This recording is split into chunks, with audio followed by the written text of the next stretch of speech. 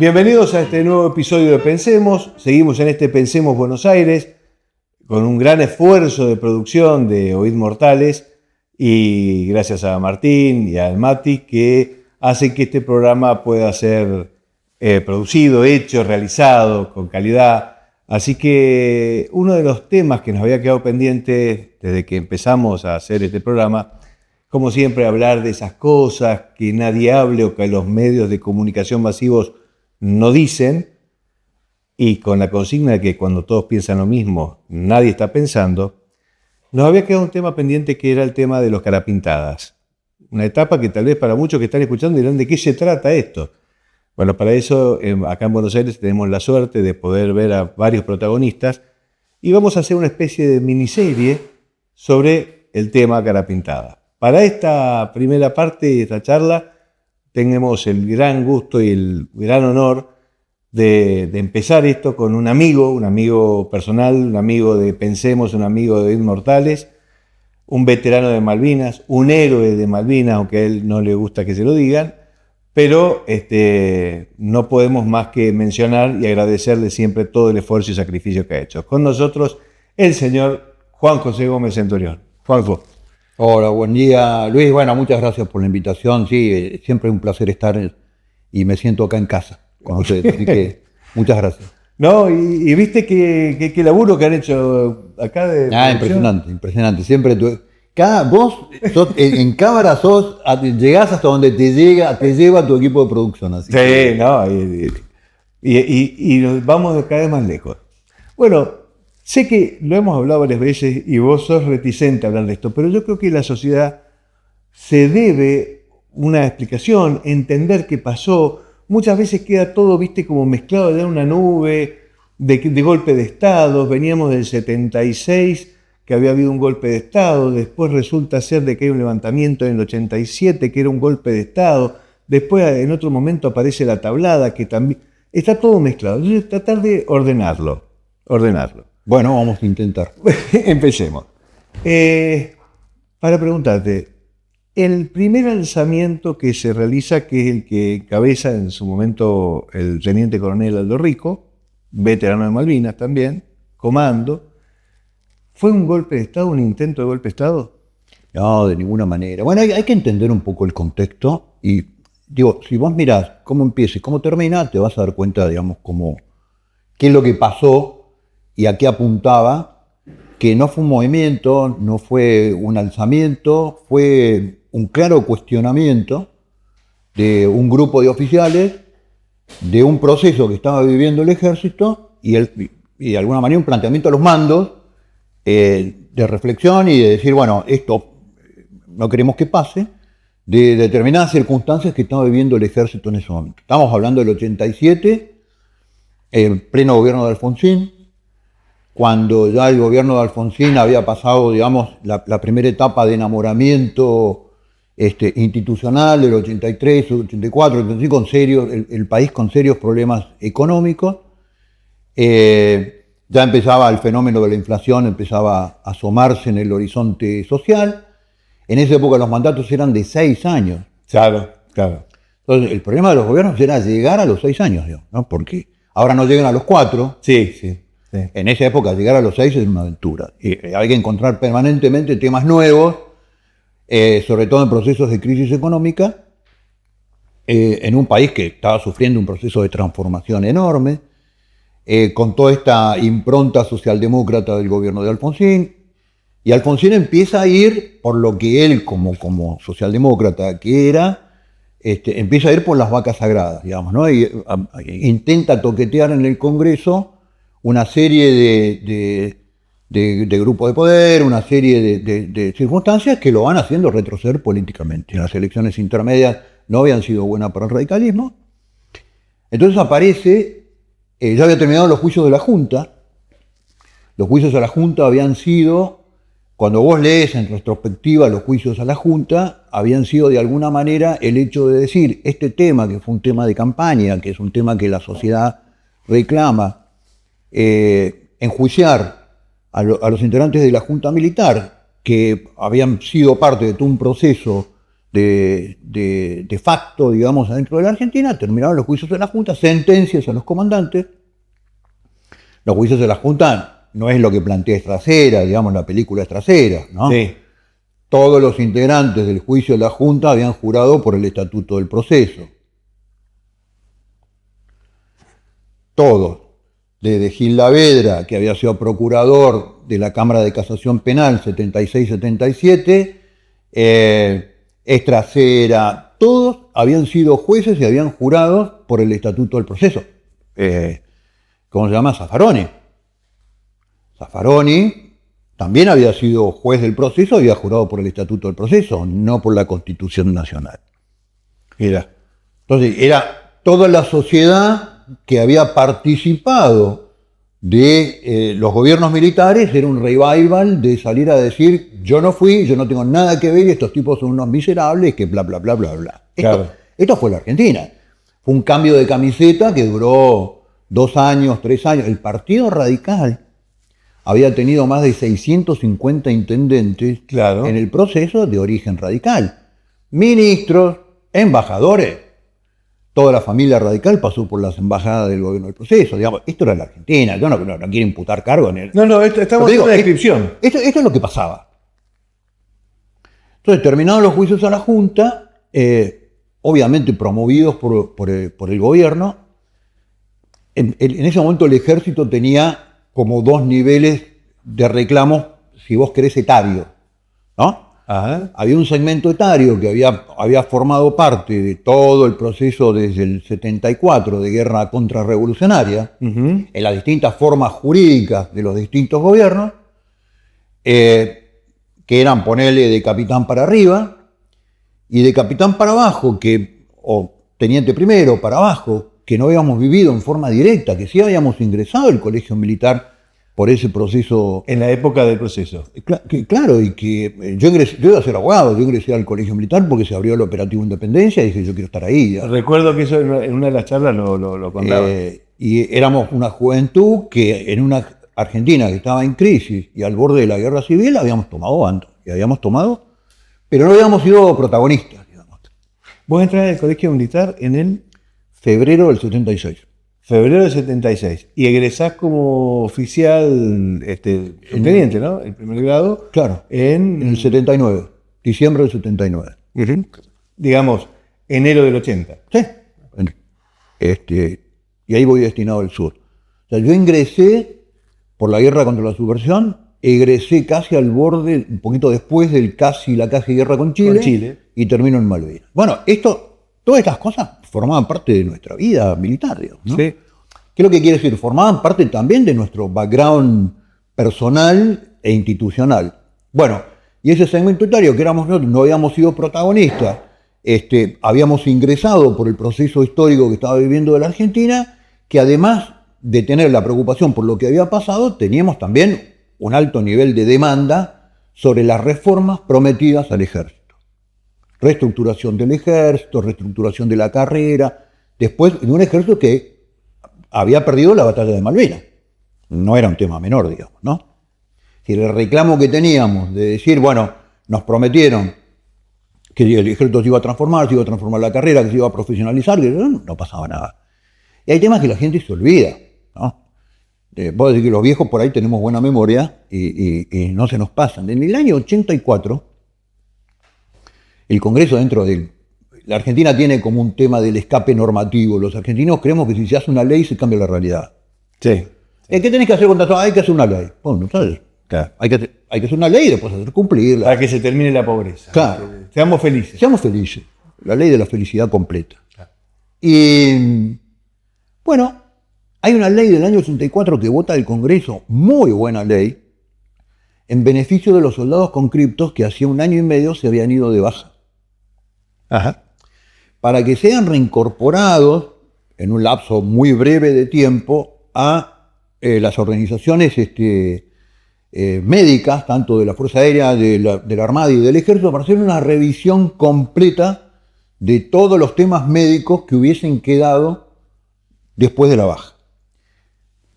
A la clase 62 reincorporada y a la clase 63, después de Malvinas, las Fuerzas Armadas Le dijeron, hasta mañana señorita, tomá la libreta, ya no sos mío. Y la sociedad dijo, son de las Fuerzas Armadas, tampoco son míos. Cuestión que un tema tan delicado como el tema de los veteranos de guerra, que todavía eran muy jóvenes, tenían 20 años en esa época, pero ya empezaban a surgir temas.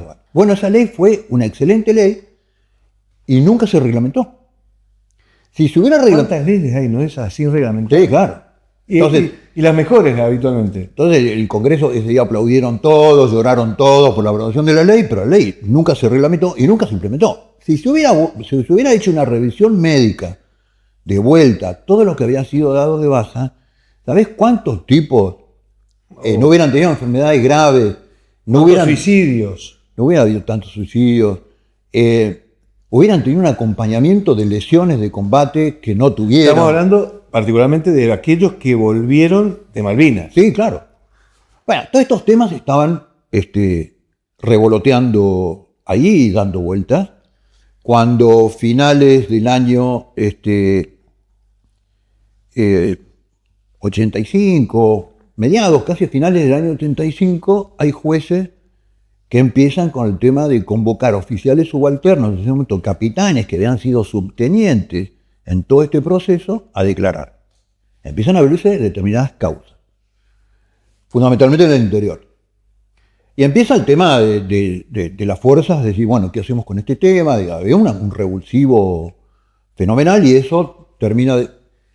Pero puede ser también, Juanjo, que ahí iban sobre oficiales, supongamos, digamos, subalternos, y los oficiales de mayor jerarquía no se los tocaba. Claro, porque un hecho... No es que empezaron de arriba para abajo, sino que empezaron de abajo para arriba. ¿Y qué hace el juez? Si se abre la causa y los fiscales y los jueces llaman a la persona que directamente estaba involucrada en el tema, que era un oficial subalterno, buscando que eso después genere para arriba las cadenas de complicidad. Supongo que esa habrá sido la lógica. Quiero entenderlo de esa forma. Bueno, y ahí empieza esto a dar vuelta en forma significativa y apenas abre el año, apenas termina la feria judicial en febrero, empiezan, tanto de la Armada como de Ejército, empiezan los llamados a declarar. La conducción militar en esos momentos, que tenía un signo de identificación político muy fuerte con el gobierno de Alfonsín, el general Ríos Cereño era prácticamente declaradamente radical. De alguna manera la sensación que nos daba a nosotros es que había un acuerdo político y que era un tema, habían como una identificación que permitía prever que determinados temas se le iba a dar una solución política, porque este era un tema de una solución política. Ya había un proyecto de ley en el Congreso de obediencia debida y punto final para solucionar este tema. Pero la ley, mirá. Sí, había un proyecto de ley, claramente, que fue el que después se votó. Claro, pero yo pensé que se había presentado ahí sobre la marcha después. No, y había varios proyectos alternativos, no me acuerdo el detalle de cada uno de ellos, como para decir que en este tema, démosle un cierre a este tema. Ya la cúpula militar está juzgada, está cumpliendo sentencia, bla, bla, bla, bla. Este tema para abajo hay que darle un modelo de definición que siempre arbitrar sobre este tipo de temas no es sencillo. Claro. Ni hay no hay una sola mirada, es un tema que se puede abordar. Hay damnificado de los dos lados, hay dolor, hay angustia, hay bronca. Sí, claro. Es un tema muy jodido, sí. Había habido sentencias también para Montoneros. Mirá. Con lo cual se pretendía cerrar políticamente un ciclo de la historia. Yo creo que también la intención del gobierno radical era, bueno, con los juicios a la Junta, tema cerrado, y que el próximo presidente que venga se meta en el frangollo político de ver si los indulta o no los indulta. Chao. Pum. Y estos proyectos de ley que ya estaban dando vuelta en la Cámara de Diputados veían distintas formas de definir, bien o mal, en algunas cosas muy mal definidos, pero por lo menos le da una solución jurídica al tema de la obediencia obligatoria en el cumplimiento de órdenes dentro de un esquema de operaciones, de un ejército en operaciones, por un lado, y poner punto final a este tema. Así, bueno, listo, acá se termina. Perfecto. Mirá, vos por ahí, yo sé que yo era reticente a hablar de esto, pero verdaderamente todo lo que estás diciendo, para sobre todo los jóvenes, no se sabe yo que me involucré mucho y demás, no tenía tanta precisión de los temas. Por eso me parece que es muy bueno transmitir las cosas. Sí, no, yo celebro que haya personas curiosas como vos que se dedican a levantar estos temas. Y bueno, y ahí empieza el proceso.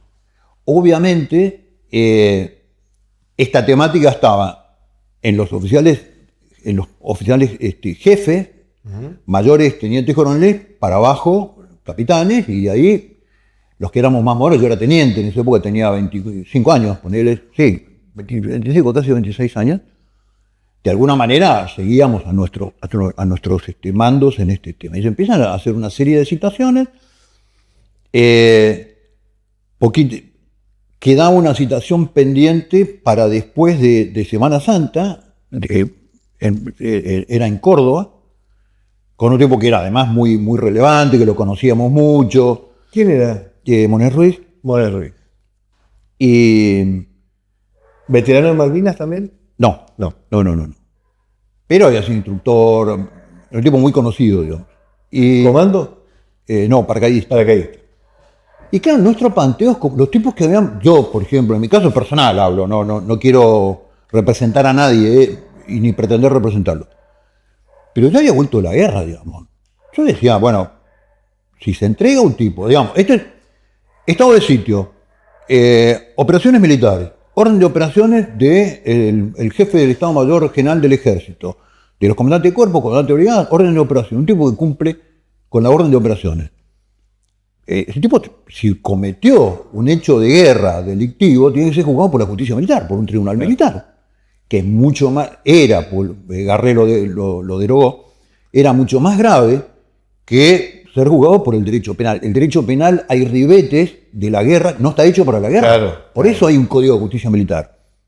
En la guerra... ¿Y vos crees que juzgan por el tema del derecho civil común, el derecho penal común, porque había dudas de que la justicia militar fuera, digamos, parcial?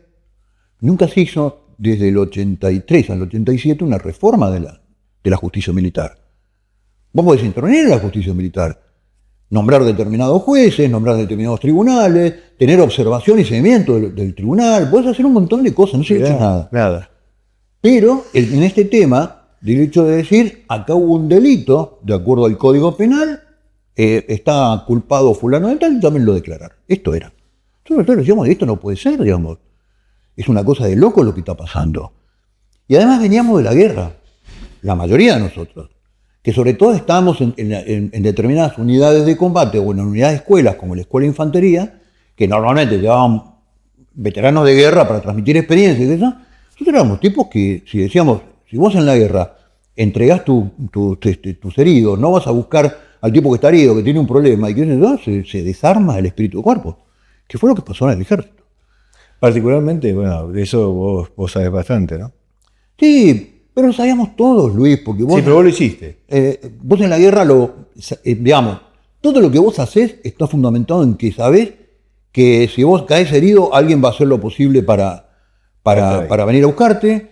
Si vos te morís, alguien te va a enterrar. Y si vos te morís, alguien va a hablar con tu viuda. Este es un principio, un código básico, digamos, de los soldados de todo el planeta.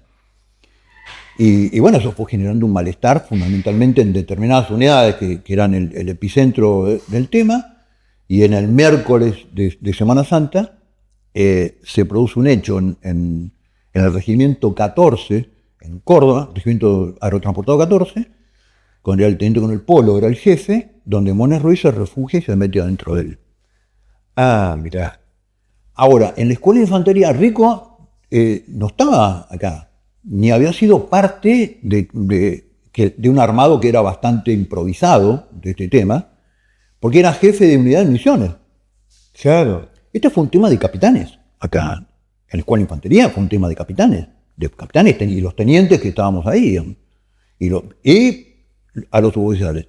Perdón, la Escuela de Infantería es habitualmente es un lugar donde están los comandos, o es... No, ahí se daban todos los cursos del arma, desde mortero pesado, curso de mortero pesado, curso de mortero, curso de centro de división de tiro, comando, paracaidista, los cursos de teniente, los cursos de sargento, era una máquina de dar cursos todo el año. Bueno, y cuando Manuel Ruiz entra, dice, yo no me voy a presentar a la justicia, estaba citado para después de Semana Santa, y se mete adentro del Regimiento 14, y inmediatamente en la Escuela de Infantería, toda una serie de capitanes que había, tipo muy activos, que yo, listo, somos solidarios con el capitán Manuel Ruiz. Y después viene el teniente coronel Rico, como teniente coronel, jefe de unidad, dice, bueno, yo estoy de acuerdo con esta demanda, me hago cargo de esta demanda. Claro, él siempre decía que cuando él toma esa decisión, releva, digamos, de alguna manera, todos los mandos superiores. Él se pone a cargo de, digamos, del ejército, por llamarlo de alguna manera. Algo así recuerdo que él decía. De la escuela. Éramos un conjunto de tipos ahí encerrados en la escuela de infantería. Es absolutamente absurdo pensar que un tipo que quiere hacer un golpe de Estado se queda dentro de un cuartel. No tiene sentido. Estás pensando en relevar autoridades civiles, lo que vas a hacer es ir a buscar las autoridades civiles y sacarlos del lugar donde se gestiona el gobierno. Digamos. Ahí empieza, se junta. Miércoles de Semana Santa. Miércoles al mediodía. Miércoles de cenizas, ¿no es cierto? Claro. Sí, en realidad, el miércoles nosotros ya estábamos todos adentro de la Escuela de Infantería. ¿Y ya había llegado Rico? No, Rico llega, no me acuerdo bien, creo que llega el viernes. Ajá. Viene en auto desde Misiones y llega el viernes. Y ya el jueves esto se hace público. Se hace público. ¿Por qué el tema de pintarse la cara?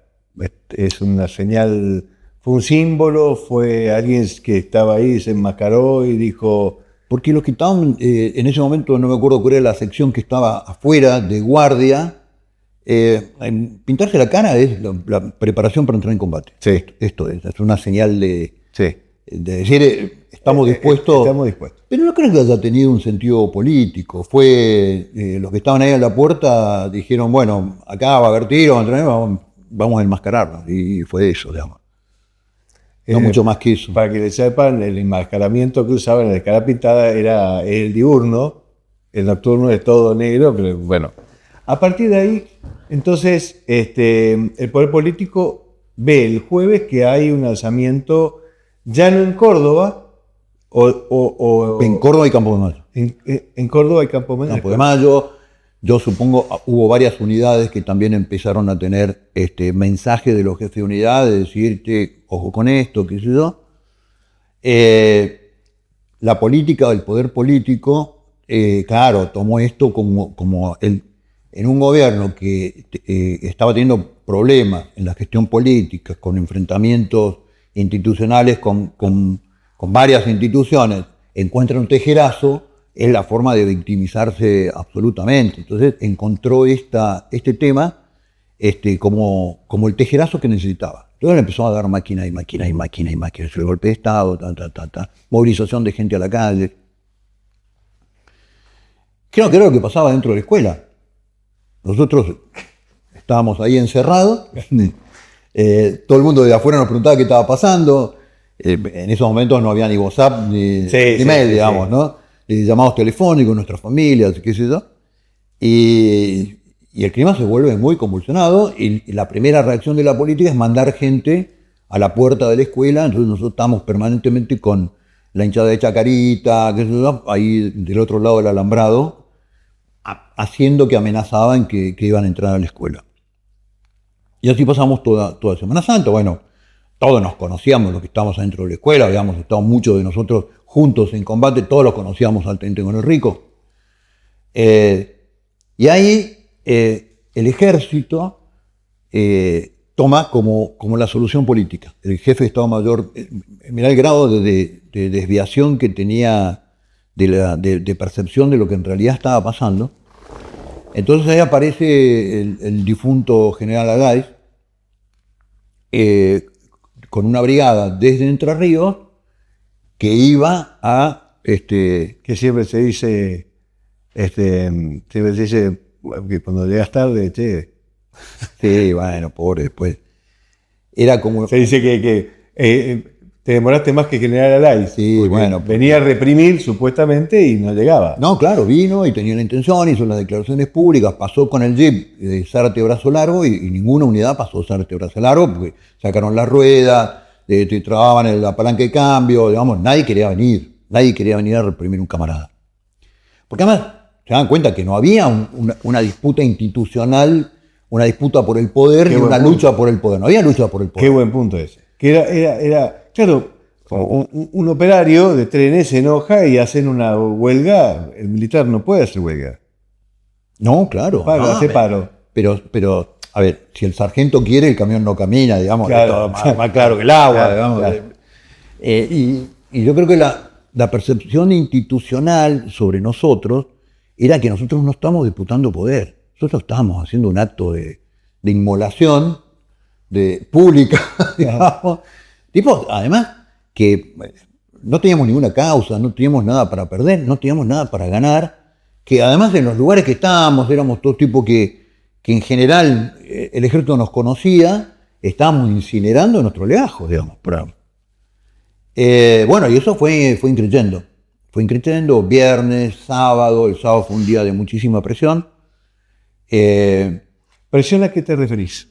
¿Presión política?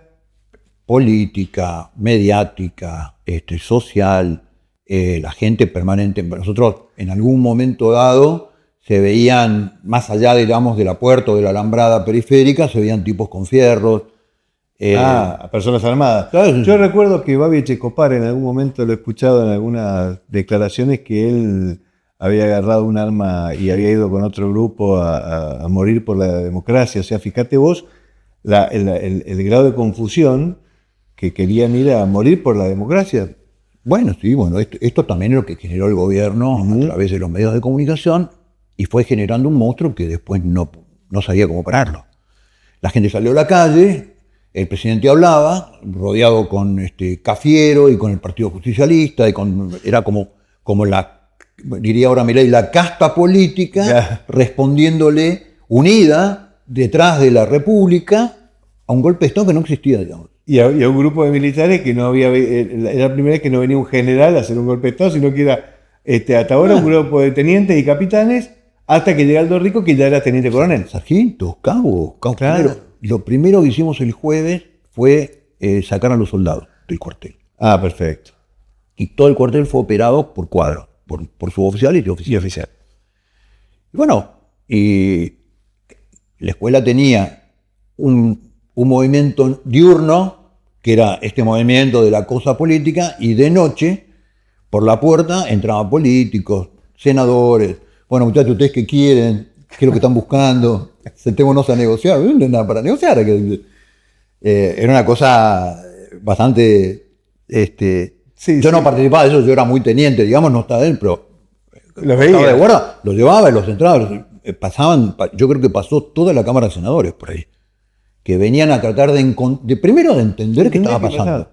Y segundo, tratar de establecer un puente para decir, o no son míos, o son míos, claro. Esta cosa que tiene la política. Y bueno, nos atendía el teniente coronel Rico, algunos de los capitanes más antiguos. ¿Rico ya tenía algún prestigio como militar? Después de Malvinas, ya había sido jefe de la compañía de comando 602, había sido jefe del curso comando, era un tipo que lo conocía todo el ejército.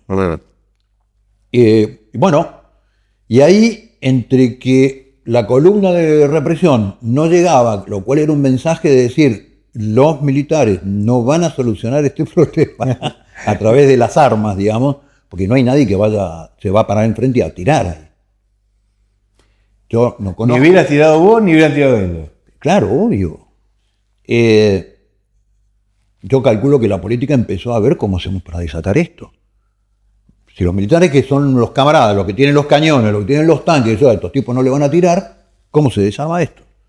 Y ahí empezó, bueno. Y esa gente que estaba fuera armada, que vos veías con fierros y demás, en algún momento generaron alguna acción bélica, sobre todo por la parte de atrás. No, nada. Ahí tenía más mínima intención de subir al alambrado. Del otro lado había un conjunto de tipos armados hasta los dientes. Nadie se le ocurrió treparse al alambrado. Perfecto. Y además también había militancia política, también nosotros identificamos claramente la hinchada de Chacarita, que nos puteaba, digamos, por horario, y después cantaba canciones de Malvinas, digamos, era una cosa bastante felinesca todo lo que pasó ahí. De película de Fellini. De Fellini, bien. Un amargor puro eso. Y bueno, esto se va, y el domingo el domingo de Pascua era como el clima, se anuncia una movilización a Plaza de Mayo en apoyo del presidente, qué sé yo. Y claro, el lunes el país tenía que estar funcionando de vuelta. Ya había pasado la Semana Santa. 4 días de rosca con este tema, los golpistas que quieren derrumbar la democracia. ¿Y vos desde adentro veías la tele y te ibas enterando de todo esto? Absolutamente. Y vos decías, pero, che, qué cagadón. ¿O qué decían ustedes? No, nosotros ya sabía que estábamos jugados, digamos. No había vuelta atrás. Fueron muy pocos los tipos que dejé la leche en el fuego y se fueron el viernes. Yo conozco 1 o 2, pero no conozco más. Nos quedamos ahí, nuestros oficiales se quedaron ahí con nosotros. Pero ustedes decían, che, esto ha tomado un lugar que ni se nos ocurrió que iba a tomar, porque de repente era un golpista. No, nosotros sabíamos que iba a ser un quilombo fenomenal. No había duda de eso. Estábamos basados en que estamos defendiendo camaradas. Yo no tenía ningún interés personal en eso. Es más, Aldo tampoco tenía causa de... Ninguna. Con lo cual decíamos, bueno, nosotros creemos que hay que hacer esto, hay que hacerlo. Y el domingo ya empezó a ponerse muy pesado. Los mensajes iban y venían, las presiones iban y venían.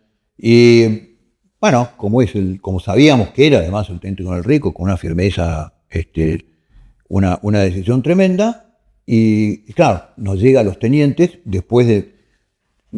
veíamos la concentración en Plaza de Mayo, y ahí el presidente les dice, yo voy a ir a Campo de Mayo. Ya se había establecido un canal de negociación. Ya se había empezado. Y es un presidente que saltea toda la cadena de comando del ejército y va a hablar con el Teniente Coronel Rico y 2 o 3... Bueno, entonces no está tan desacertado lo que decía Rico en aquel entonces, de que él de alguna manera se ha puesto al frente del ejército particularmente, pues toda la cadena de mando quedó pintada. ¿Quién era el comandante Caridi en esa época? No, Río Cerviño. Claro, quedó tan pintada que cuando le dijeron, resuelva este tema, no lo pudo resolver. Dijimos, bueno, listo, yo tengo el general Aláez que va a venir con unidades, una brigada del Cuerpo de Ejército 2, desde Entre Ríos hasta Campo de Mayo, y va a lograr sofocar la situación. Y no pudieron pasarse al antebrazo largo, digamos. Llegó él con su Estado Mayor y qué sé yo, pero las unidades de combate no pasaron. Y ahí, nosotros estábamos preparados para que venga el presidente Alfonsín, baje en helicóptero en la escuela a rendirle honores como presidente de la Nación, y después, la reunión se hizo en otra unidad de Campo de Mayo. Y los detalles de la conversación son medios públicos ya después de muchos años, donde el Teniente Coronel Rico, con mucha claridad, se presenta al presidente de la Nación y dice, mire, esto tiene que tener una solución política, es un hecho político, este fenómeno tiene que tener una solución política. Y ahí lo sancionan a él, queda sancionado, queda detenido en ¿Los Fresnos? No, queda detenido en la SPAC Lemos. Ajá. Ahí queda detenido. Y las consecuencias de esto, ¿cuáles son? Porque también es muy importante observarlos para ver cómo el poder... Pero Alfonsín le dice, mire, yo no tengo otra alternativa que sancionarlo a usted. Y él dice, yo tengo que ser sancionado, punto. Y él no duda. Y tampoco creo que duda el presidente. Pero, después de producido el hecho, no ese domingo, nosotros esperamos que nos sienten y nos sumarían a todos. Ya va a empezar el sumario, porque era claramente... La figura era finita, pero podía llegar a ser motín. En el Código de Justicia Militar es era una de las figuras más graves de un hecho... El motín era vinculado sobre todo a los barcos, ¿no? No, las unidades están en el motín de las trenzas, los patriotas. Claro, el motín de las trenzas. No, el tema es gravísimo. Con lo cual dijimos, habrá atenuantes, habrá un montón de cosas, pero la figura que nos puede caber acá es motín, lo sabíamos claramente. Y después del lunes, el presidente de la Nación, comandante en jefe de las Fuerzas Armadas, releva al jefe de Estado Mayor y a la mayoría de sus generales, y a nosotros no nos sancionaron. Yo no tuve un solo día de arresto. ¿No tuviste un solo día de arresto? Por Semana Santa no, después sí junté un par. Después sí. Pero no. Y ahí es donde, de alguna manera, se pone en funcionamiento la ley de obediencia final y bueno, y ahí se hace final de la obediencia de vida. el bloque radical y sus aliados en la Cámara de Diputados empujan la ley y sacan la ley y después va al Senado. Bien, ahí termina, digamos, Semana Santa, que es cuando vuelve Alfonsín a la plaza y dice el discurso, Felices Pascuas, la casa está en orden. Claro, porque cuando... Y hace alusión de que también de que habían héroes de Malvinas, algo que sorprendió. Cuando va Rico con un grupo de capitanes, uno de los capitanes le dice, mire, presidente, usted mandó una unidad militar para que les tire a tipos que estuvieron combatiendo en Malvinas, que tipos están condecorados en Malvinas, están ahí adentro, digamos. Y eso Alfonsín era un tipo muy inteligente, ¿no? Más allá de la opinión o el acuerdo o desacuerdo que uno tenga con él, era un tipo muy, muy vivo, muy lúcido políticamente. Entonces tenía que estaba la gente ahí esperando desde después del mediodía. De acuerdo. Todos los políticos de cualquier partido político empujándose en el balcón. Nadie quería salir del balcón porque no sabía si volvía a ocupar el lugar, así que estaban los tipos parados como granaderos. Claro. Los granaderos tenían relevo y los tipos no. Y yo me imagino que cuando volvió en el helicóptero Alfonsín a la Plaza de Mayo, o a la Casa de Gobierno, digamos, le debe haber costado mucho pensar qué iba a decir. Porque le habían dado máquina a la gente y ahora vamos a llevar a la gente a que arrolle la escuela y saque a estas ratas golpistas y qué sé yo durante 4 días, y de repente vuelve el presidente y dice, no, me equivoqué. No era un golpe. No era un golpe. Y fue para el gobierno de Alfonsín de toda una serie de procesos poco exitosos que había tenido en la gestión de gobierno, yo creo que fue el golpe de gracia. El golpe de gracia. Muchos lo interpretaron como un gesto de debilidad, que Alfonsín no podía manejar en las Fuerzas Armadas con toda una cúpula de las Fuerzas Armadas que le era afín, además, y que era vocacionalmente radical y qué sé yo. Y otros lo tomaron como que había sido un error darle la entidad y la publicidad de un golpe de Estado, porque después tenés que volver para atrás, digamos, ¿no? Rico va me dijiste que queda detenido en la SPAC Lemos. En SPAC Lemos. Y de ahí yo te recuerdo que él se va a Los Fresnos. No sé si se va... Varios tiempo después. Bastante tiempo después. Ya aprobadas las 2 leyes. ¿Perdón?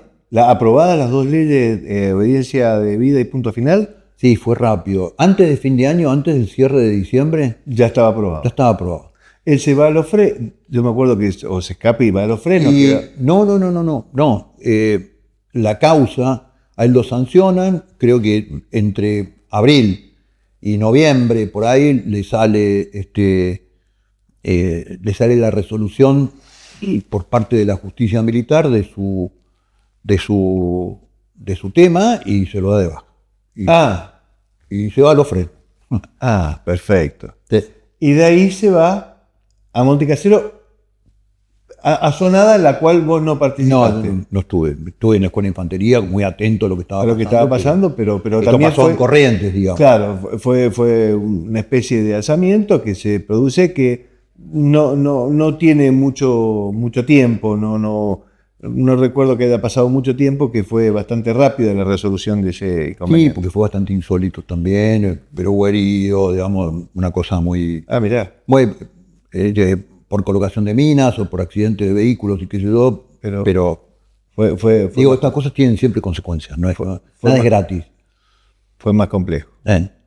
De ahí, entonces, ya pasamos ya, la etapa esa es Aldo Rico, ¿no?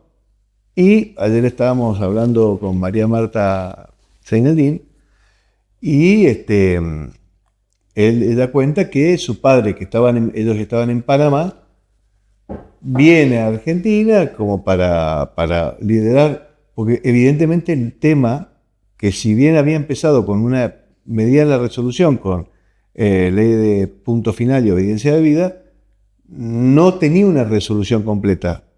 No, claro, porque un juez decía, ¿qué me importa la ley? Aquí hay un delito y yo lo quiero investigar, punto. 1. 2. Empezó una serie de hechos que vos decís, bueno, ninguno va a tener una sanción. Y después aparece fulano que está sancionado porque además de haber estado en los hechos, además de eso se metió el dedo en la nariz o llegó tarde no sé qué cosa. Entonces, no, mirá, lo sancionaron a fulano. Entonces empieza la cosa, no me cumplieron los pactos. Empezó, como digamos, empiezan este tipo de procesos en donde vos haces promesas que muchas veces no podés cumplir y después se me incumplió las promesas que me hizo. Entonces empezó un...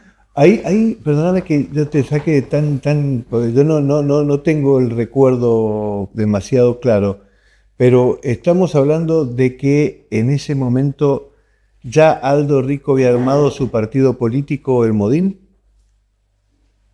No, el Modín aparece... No, el Modín aparece...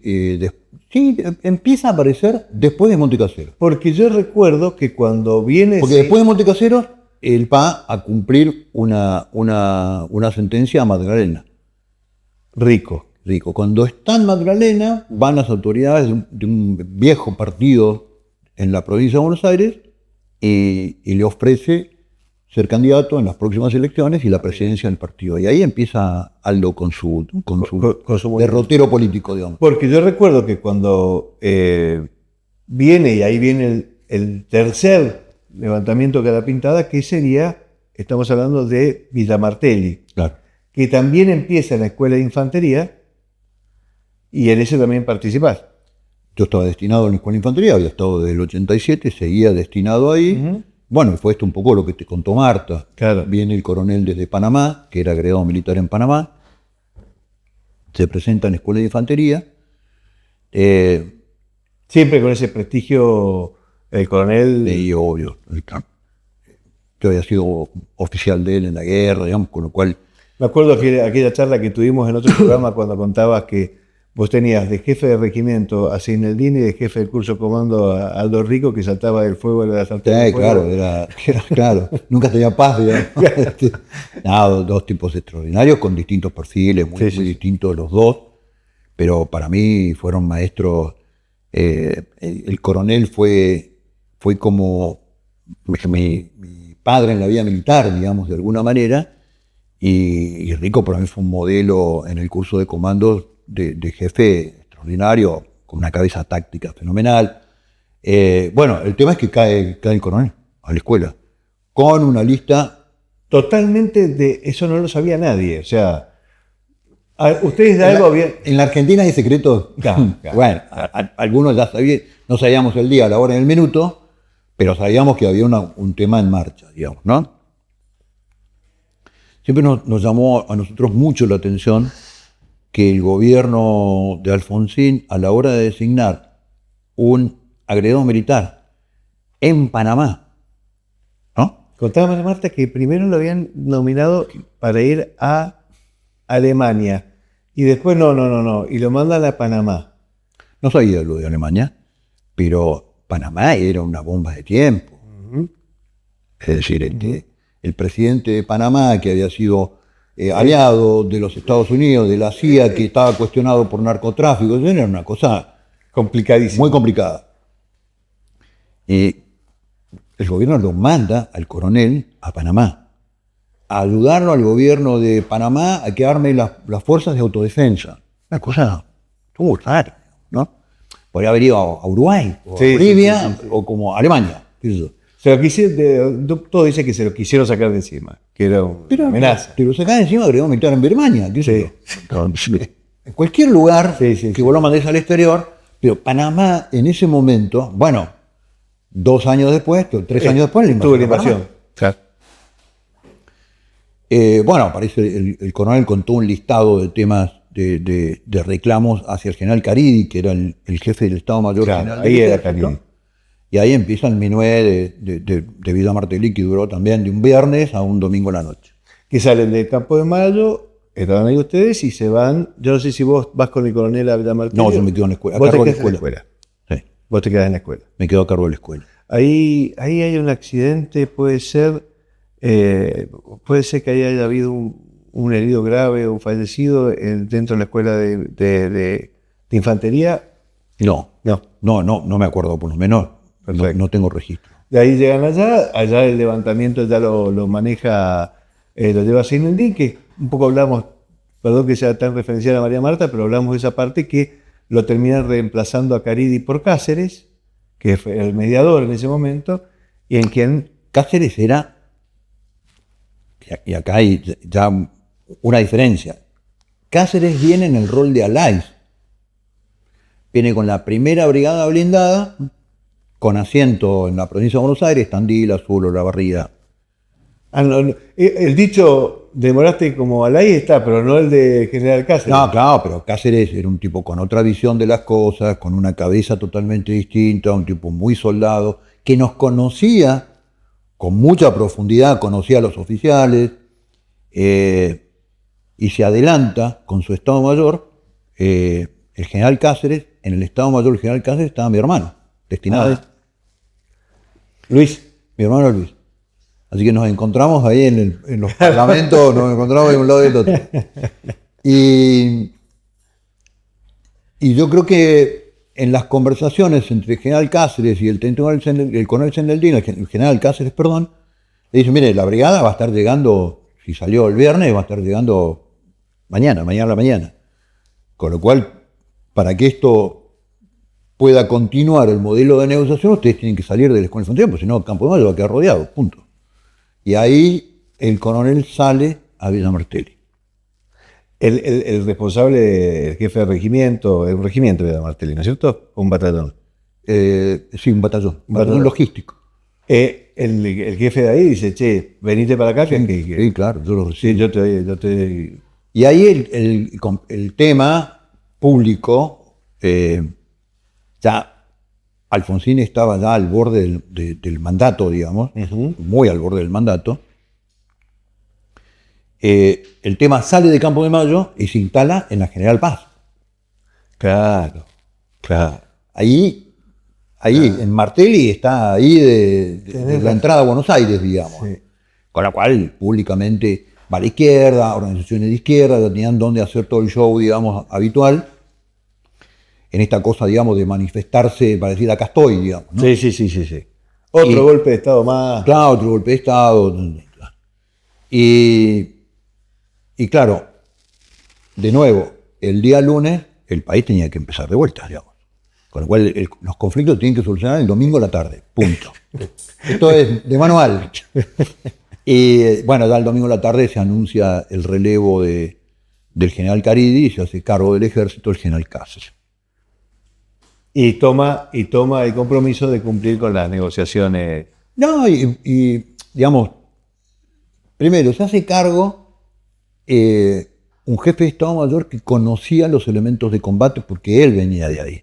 Conocía la psicología de los oficiales que conducen los elementos de combate.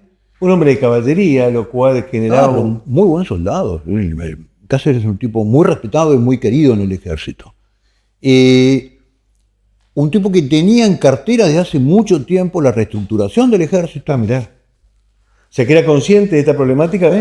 Hace 2 años, el hijo del general Cáceres, a quien tengo el gusto de conocer, me regaló todas las carpetas del general Cáceres. Las tengo yo. Mirá. Las estoy analizando hoy para escribir algunas cosas sobre eso, porque son muy interesantes.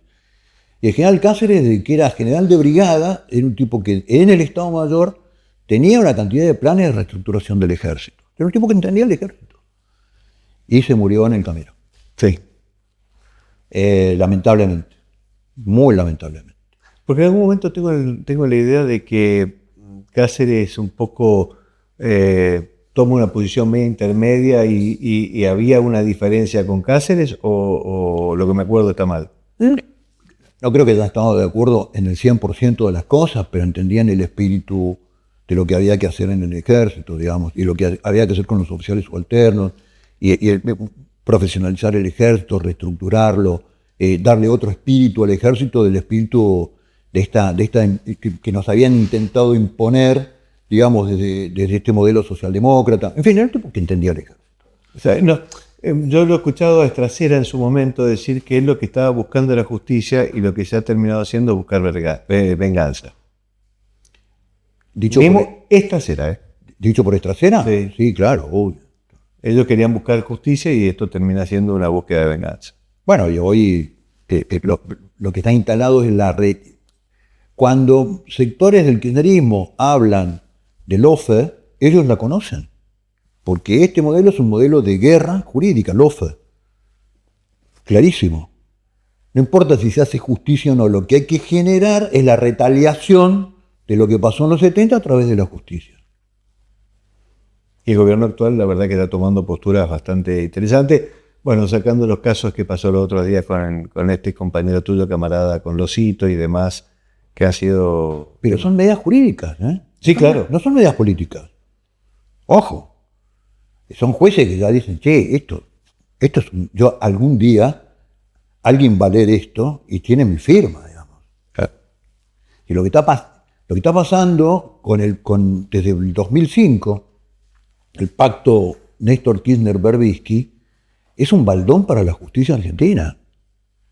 Algún día, en la historia de la justicia argentina, esto va a figurar como una mancha absolutamente antijurídico, destrozando sistemáticamente el Código Procesal Penal, generando un Código Penal en paralelo sin que pase por el Congreso. Algún día alguien va a rendir cuentas de esto. Obviamente en el medio se murieron muchos tipos, pero bueno, alguien va a rendir cuentas. Mira, ha sido para mí muy, muy interesante tener toda esta visión, porque hay un montón de cosas que no sabía. Espérate, te levantás en Campo de Mayo, por supuesto, una vez que se subleva este motín, como decía, ese posible motín, asonada. ¿Y qué pasa con vos?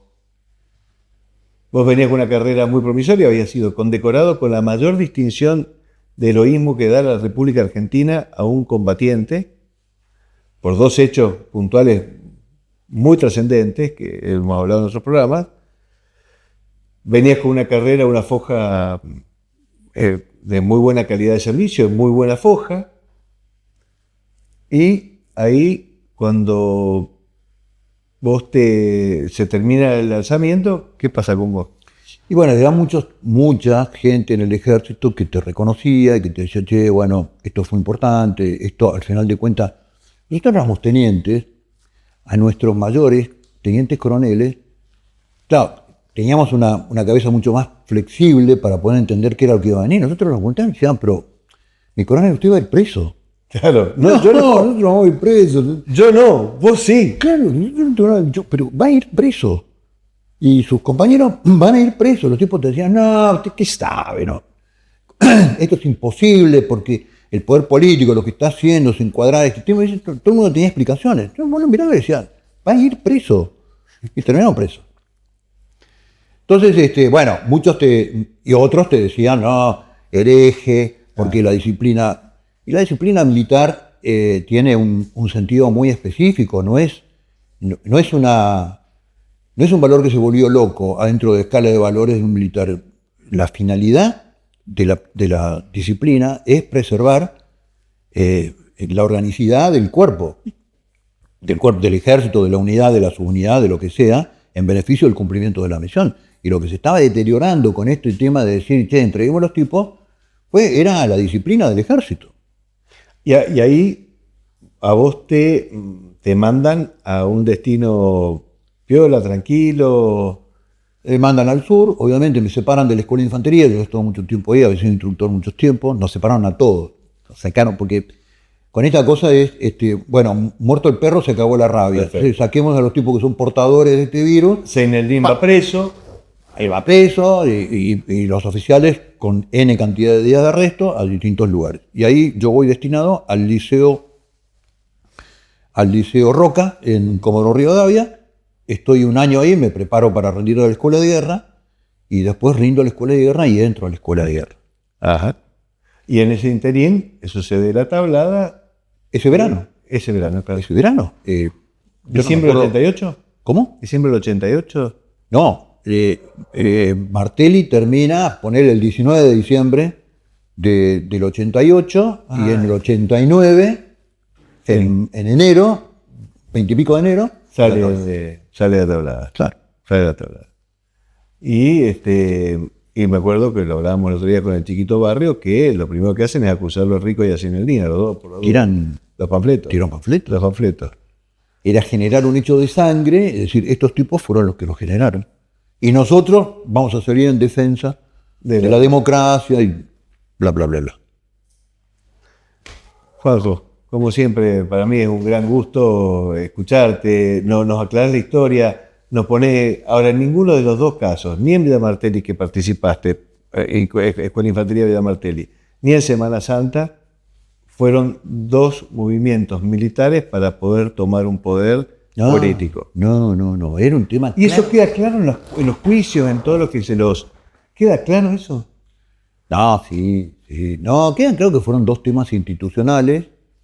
Entonces me decís, bueno, pero muchos me dicen, en Semana Santa, por ejemplo, ¿fue un error o no fue un error? Yo le digo, miren, para mí, yo como teniente no tomaba las decisiones y tampoco sabía absolutamente de cómo hacerlo, digamos, ¿no? Pero yo te diría que el error más grave en Semana Santa fue la falta de comunicación. Tuvimos un esquema de comunicación que nos superó la avalancha de comunicación del... Claro, no había redes, Claro. no era sencillo comunicar. Pero hubo una conferencia de prensa en donde obviamente todavía también Aldo Rico era teniente coronel y no tenía la experiencia de saber explicar un proceso. Pero tuvimos una falencia enorme en capacidad de comunicación, en vínculo con el periodismo, de lo que estaba pasando y qué es lo que queríamos y qué es lo que pretendíamos que pase. Porque al final terminó pasando que tuvieron que mandar y aprobar en el Congreso la ley de obediencia debida y punto final que después deroga Néstor Kirchner, a instancia de Lilita Carrió, en el Congreso. Eso realmente marca que estas acciones prevenían lo que después terminó pasando, porque después la destrucción o la denigración de las Fuerzas Armadas fue sistemática. O sea, eso que quería frenarlo no se logra por una cuestión de intereses políticos o por decisiones para mejorar, pero eso no se mejora y terminamos con nuestras Fuerzas Armadas. Es que en política, el modelo de gestión del poder en la Argentina significa que la política donde ve una cosa amenaza, donde puede avanzar, va a avanzar sistemáticamente, porque es pegarle a un ciego, digamos. Y le fue pegando y en eso encontró todo un modelo de construcción de poder el gobierno de Kirchner, que era un gobierno que llegó con el 23% de los votos. Tal cual. Sí. Se paró en un modelo que generó una de los modelos cleptómanos o cleptocráticos de la Argentina más grandes de la historia, con un basamento moral que era la temática de los derechos humanos. Ahí se basa todo. Bueno, Juanjo, gracias por tu tiempo, muchísimas gracias. Un placer. Para mí es un enorme gusto. Gracias a todos los que nos han acompañado hasta acá. No se olviden de ponerle like al programa para que el algoritmo de YouTube muestre estas historias que son reales y que las vamos a continuar profundizando. Y no dejes de suscribirte al canal de Oíd Mortales, que con tu ayuda en estos días pasaríamos a ser el canal de Mendoza de YouTube, el canal Oíd Mortales de Mendoza de YouTube, el número 1 en cantidad de suscriptores. Así que está en tus manos que nos des esa mano. Muchas gracias, nos vemos en el próximo episodio.